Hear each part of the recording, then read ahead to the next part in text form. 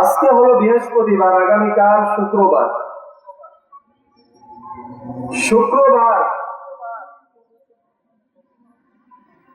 একদিক দিয়ে 14 ফেব্রুয়ারি, আরেক দিক দিয়ে আমাদের বরকতপূর্ণ সময়, বরকতপূর্ণ একটা মাসের, অর্ধ মাসের,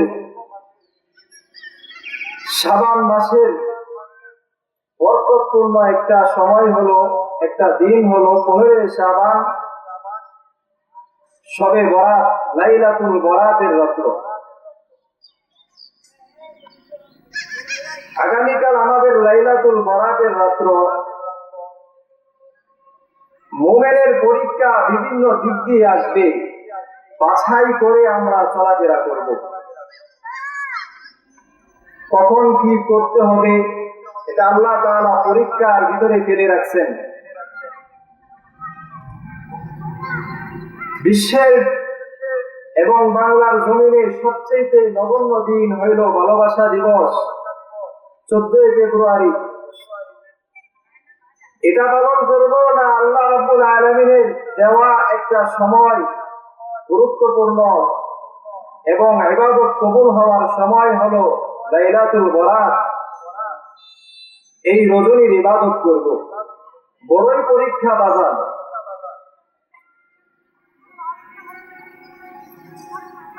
শবে বরাতের কারণে শাবান মাসের গুরুত্ব আমাদের নিকট অনেক বেশি।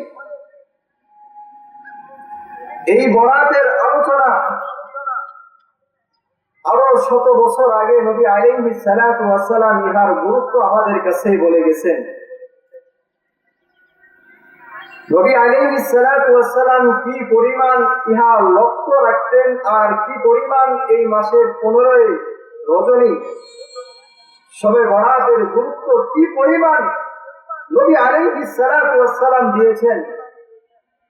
আল্লাহর হাবিব সাল্লাল্লাহু আলাইহি ওয়াসাল্লাম বলেন, قال رسول الله صلى الله عليه وسلم احسوا هلال شعبان لرمضان। আল্লাহর হাবিব সাল্লাল্লাহু আলাইহি ওয়াসাল্লাম বলেন, তোমরা শাবান মাসের চাঁদের দিকে লক্ষ্য রাখবা, শাবান মাসের দিকে খেয়াল রাখবা। কারণ হলো এটাই রমজানের ইবাদত করা, আর রমজানের সংবাদ পাওয়ার জন্য, রমজানের বরকত পাওয়ার জন্য, রমজানের নাজাত পাওয়ার জন্য, রমজানের রহমত, নাজাত, মাগফিরাত পাওয়ার জন্য তোমরা এই শাবান মাসের লক্ষ্য আর স্মরণ রাখবা। এই শাবানের চাঁদের হিসাব রাখার কথা আল্লাহ হাবিব সাল্লাল্লাহু আলাইহি ওয়াসাল্লাম বলে গেছেন। কারণ কি? রমজানের প্রস্তুতি গ্রহণ করা। আল্লাহর হাবিব সাল্লাল্লাহু আলাইহি ওয়াসাল্লাম হাদিসের ভিতরে বলতেছেন, আবার وكان عليه الصلاة والسلام يحفظ من شعبان ما لا يحفظ من غيره أو كما قال عليه الصلاة والسلام। আল্লাহর হাবিব সাল্লাল্লাহু আলাইহি ওয়াসাল্লাম বলেন, অর্থাৎ আল্লাহর হাবিব সাল্লাল্লাহু আলাইহি ওয়াসাল্লাম ইয়াহফাযু মিন শাবান মা লা ইয়াহফাযু মিন গায়রিহি, শাবান মাসে এত পরিমাণ তিনি লক্ষ্য রাখতেন, শাবান মাসকে এত পরিমাণ তিনি গুরুত্ব দিতেন, যা তিনি অন্য কোন মাসের গুরুত্ব দিতেন না। কারণ হলো রমজান যেন আমাদের গাফলতির ভিতরে, অবহেলার ভিতরে না থাকে, এই জন্য আজ থেকেই প্রস্তুতি গ্রহণ করা। আজ থেকে যদি কেউ কোনো জিনিসের প্রস্তুতি গ্রহণ না করে তাহলে সুন্দর হয় না, কোনো কাজের সুন্দর হয় না। রমজান মাসের যে কি পরিমাণ ফজিলত রয়ে গেছেন, এটা আমার জবান কেন, আরো শত জবান একসাথে করার পর যদি ইহার গুরুত্ব, ইহার প্রশংসা যদি করে, ইহার ফজিলত যদি বর্ণনা করে শেষ করতে পারবে না। তো এই গুরুত্ব আমরা আমাদের শরীরেও লাগে না, অন্তরেও ধরে না। কি আফসোসের বিষয়। অথচ কিতাবের ভিতরে লেখেন একজন সাহাবীর গুরুত্বপূর্ণ একজন তাবিঈ ছিলেন, ওনার নাম হলো মুআল্লা ইবনে ইয়াজিদ। উনি বলছেন যে আমার জামানায় অর্থাৎ সাহাবায়ে কেরাম রমজানের গুরুত্ব কি পরিমাণ দিতেন, 6 মাস আগ থেকেই প্রস্তুতি গ্রহণ করতেন। সুবহানাল্লাহ। 6 মাস আগের থেকে যদি সাহাবায়ে কেরাম তাবিঈনরা যদি রমজানের প্রস্তুতি গ্রহণ করেন, আমি আপনি এই শাবান মাসেও রমজান মাসের কথা যদি স্মরণ না করতে পারি, স্মরণে না আনতে পারি, লক্ষ্য না করতে পারি, তাহলে এর চেয়ে বড় নসিব কপাল পোড়া আর কি হতে পারে। আফসোস, শাবানের গুরুত্ব বোঝাইতে গিয়ে, রমজান মাসের গুরুত্ব বোঝাইতে গিয়ে শাবান মাসে অর্ধ রজনীকে আনছেন আমাদের মাঝে। 15 শাবান, এটা হলো বান্দার জন্য অর্থাৎ ইবাদতকারীদের জন্য একটা কোর্স আমি মনে করি। সব কিছু সাজিয়ে গুছিয়ে আমরা রমজানে পাড়া রেখে আল্লাহ তাআলার ইবাদত করব। রমজানে ক্ষমার জন্য না, রমজানে যদি আপনার গুনাহ হয়, আরো আগের গুনাহ যদি আল্লাহ ক্ষমা করে, এতে কোনো আফসোস নাই। তবে মুমিনের সিফাত হলো রমজানে কেন আমি গুনাহ ক্ষমা করাবো, আমি এই রাত্রেই গুনাহ ক্ষমা করাবো। কারণ তো এই রাত্রে আল্লাহ তাআলা গুনাহ মাফ করেন।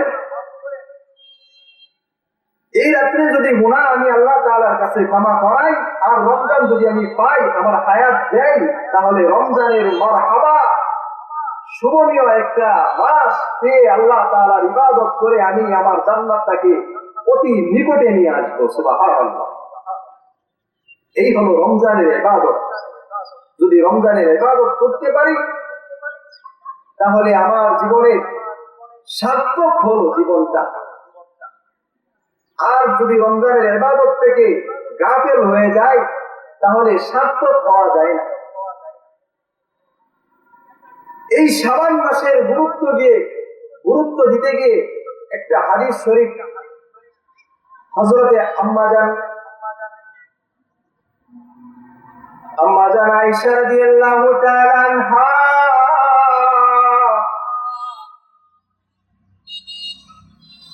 আলা ইবনুল হারিস থেকে বর্ণিত। আম্মাজান আয়েশা রাদিয়াল্লাহু তাআলা আনহা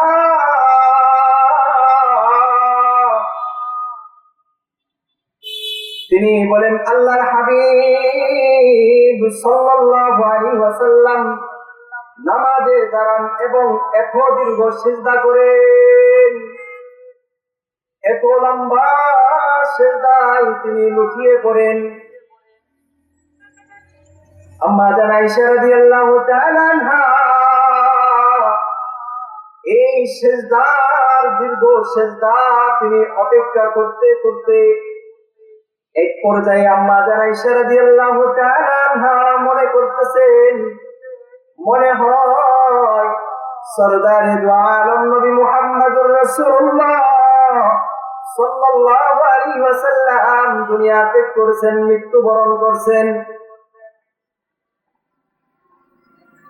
আল্লাহর হাবিব সাল্লাল্লাহু আলাইহি ওয়াসাল্লামের সিজদার দীর্ঘ সিজদা গুণ মানুষ এমনটাই ভাবতে পারে। আম্মা জান আয়েশা রাদিয়াল্লাহু তাআলা আনহা মনে করতেছেন যে আল্লাহর হাবিব মনে হয় দুনিয়া থেকে চলে গেছেন, মৃত্যুবরণ করছেন, এত লম্বা সিজদা।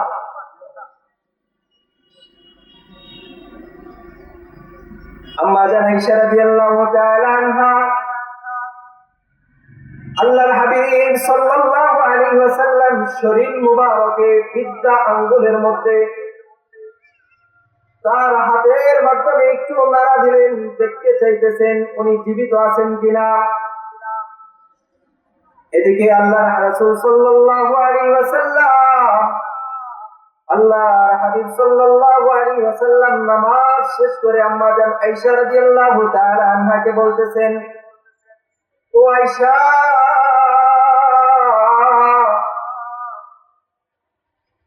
তুমি কেমন ভাবতেছো আমি কি তোমার হক নষ্ট করতেছি?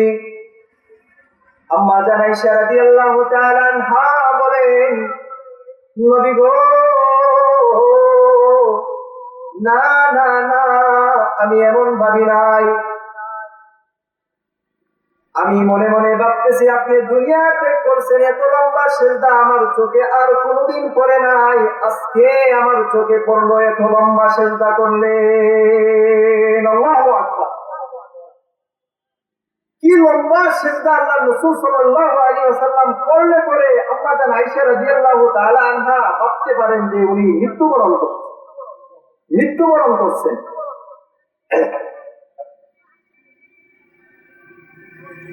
ইবাদত, আমরা তো একটা কথা শুনি যে ইবাদত যে যত বেশি করবে আল্লাহ তাআলার নিকটে সে তত বেশি পৌঁছবে। ইবাদত যে যত পরিমাণ করবে আল্লাহ তাআলার কাছে সে তত পরিমাণ প্রিয় হবে। তো আমার নবী কি প্রিয় ছিলেন না? আমার নবী তো প্রিয় ছিলেন, তারপরেও কেন তিনি এত লম্বা সিজদা করে আল্লাহ তাআলার কাছে প্রিয় হইতে চাইতেছেন? এটা কি প্রিয় হওয়ার উদ্দেশ্য? নবী তো দুনিয়া থেকে আসার আগ থেকেই আল্লাহ তাআলার কাছে প্রিয় ছিলেন, তারপরেও কেন এত নামাজ, এত রোজা, এত ইবাদত কি জন্য করত? আমি দেখি এটা দুইটা কারণ।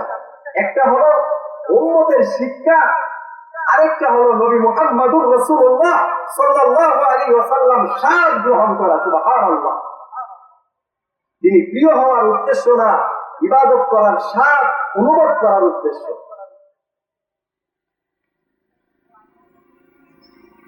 কারণ হলো আল্লাহ রাব্বুল আলামিনের সিজদায় যখন বান্দা লুটিয়ে পড়বে, সিজদায় যখন অবনীত হয়ে যাবে, আল্লাহ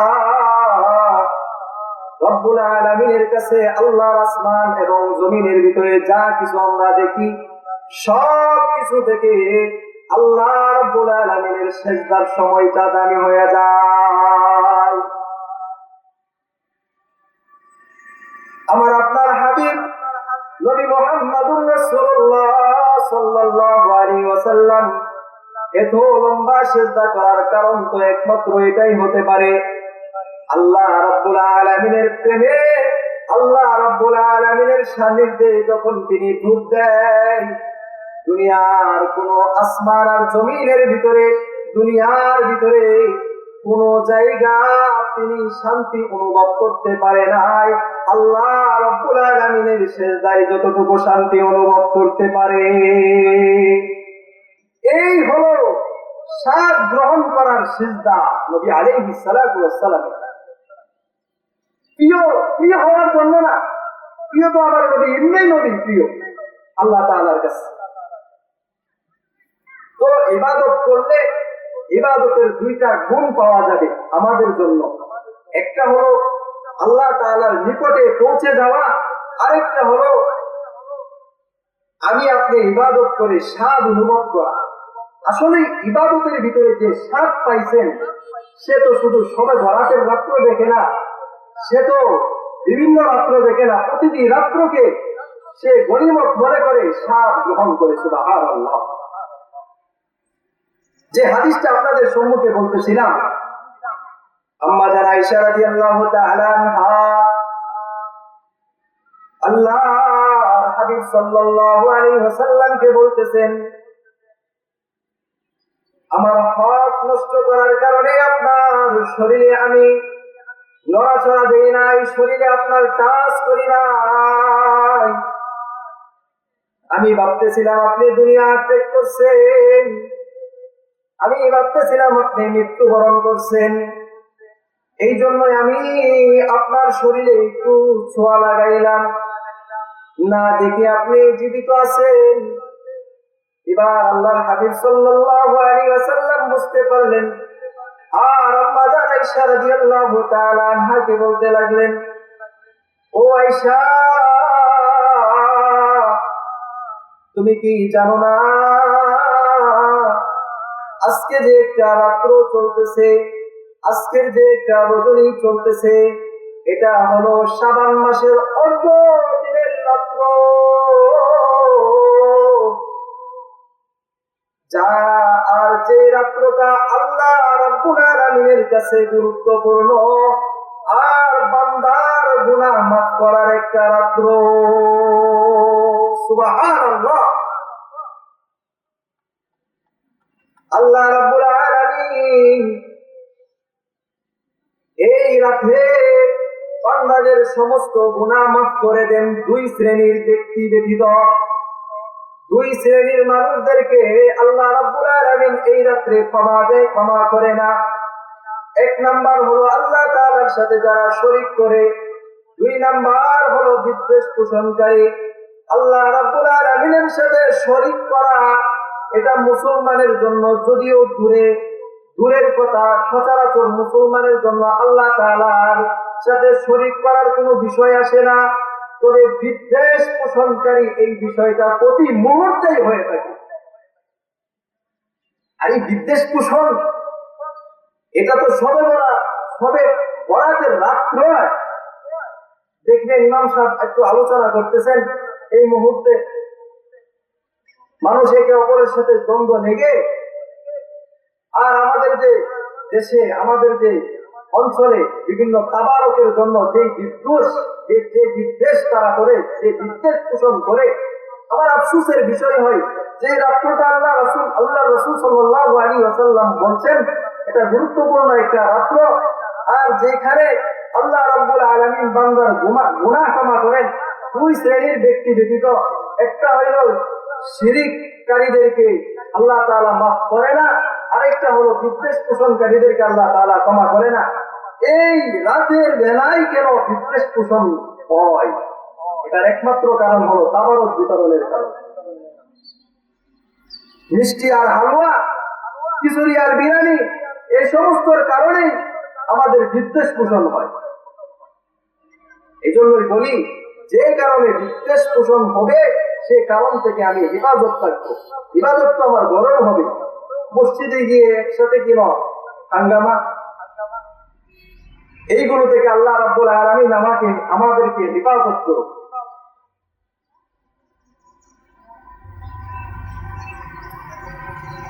তো নবী আলাইহিস সালাতু ওয়াস সালাম শাবানের যে গুরুত্ব আমাদেরকে বুঝাইতে চাইতেছেন, এই শাবানের গুরুত্ব এই জন্যই যেন রমজানের ইবাদতটা তোমার জন্য শুভনীয় হয়, রমজানের ইবাদত করতে যেন তোমার সহজ হয়। আমি আগে একটা কথা বলছিলাম যে রমজানের জন্য শাবান মাসের 15টা দিন হলো মানুষের জন্য কোর্স। এই কোর্সে যদি আপনি উত্তীর্ণ হইতে পারেন, রমজানের ইবাদত আপনার জন্য সহজ হয়ে যাবে। একটা কথা আমি আপনাদেরকে বলি, প্রতিটি কাজের মধ্যেই, প্রতিটি মুহূর্তে, প্রতিটি কাজেই যখন আমরা কাজ আঞ্জাম দেই তখন আগ থেকে আমরা একটা প্রস্তুতি গ্রহণ করি। এই প্রস্তুতিটা যদি ইবাদতের জন্য করি তাহলে মনে করব যে আমি কামিয়াব হইতে পারছি, আর যদি ইবাদতের জন্য যদি কোনো প্রস্তুতি গ্রহণ না করি তাহলে আমি আর আপনি কামিয়াব হইতে পারবো না। প্রস্তুতি গ্রহণ করার দিক দিয়ে একটা সংক্ষিপ্ত ঘটনা বলি। তাবুকের যুদ্ধে নবী আলাইহিস সালাতু ওয়াস সালাম কিছু লোককে এই যুদ্ধে অংশগ্রহণ করার জন্য পাঠাইছিলেন। তো তারা মদিনাতে গিয়ে বিভিন্ন ধরনের অজুহাত, বিভিন্ন ধরনের কারণ দর্শাইছে।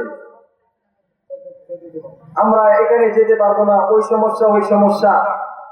তো আল্লাহ রাব্বুল আলামিন তখন তাদেরকে বলছিলেন, নবী আলাইহিস সালাতু ওয়াস সালামকে জানিয়ে দিয়েছিলেন যদি তারা যুদ্ধতে অংশগ্রহণ করত তাহলে তারা আগ থেকে প্রস্তুতি গ্রহণ করত। তো কোনো কিছু করতে গেলে দুনিয়ার সব কর্মের দিক দিয়ে আমরা প্রস্তুতি গ্রহণ করি আগ থেকে, শুধু ইবাদত থেকে দূরে সরে থাকি, তার কোনো প্রস্তুতি গ্রহণ আমরা করি না। আল্লাহ তাআলা রমজানের প্রস্তুতিকে সামনে রেখে, রমজানের প্রস্তুতি যেই পরিমাণ করলে